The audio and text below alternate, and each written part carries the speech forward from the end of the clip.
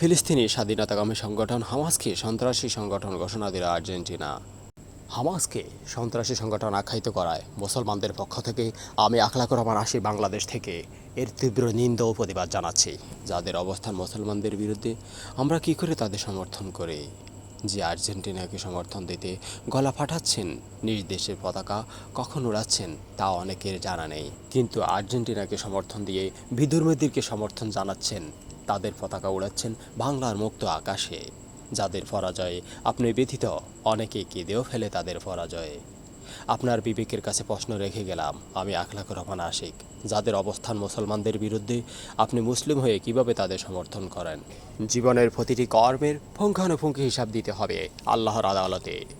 যাদের অবস্থান মুসলমানদের বিরুদ্ধে, আপনি তাদের সমর্থন জানাচ্ছেন, তাহলে কি বাদ পড়ে যাবে আপনার এই বিষয়টা? এখনও সময় আছে।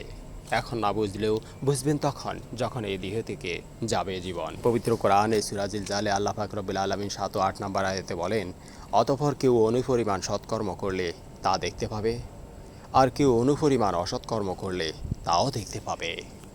অতিরিক্ত আবেগপ্রবণ হয়ে এমন কিছু করবেন না হে আমার কলিজার ভাই ও বোনেরা, হে আমার মুসলিম প্রিয় তৌহিদি জনতা ভাই ও বোনেরা।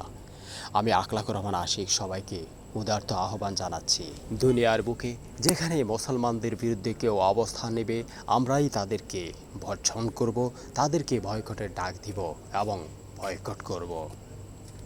আবেগ নয়, বিবেককে কাজে লাগান।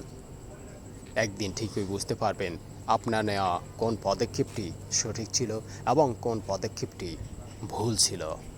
সেজন্য একটি সময় আসবে জীবনের, যে সময় শত আফসোস করবেন, কিন্তু তখন আর আফসোস করে লাভ হবে না।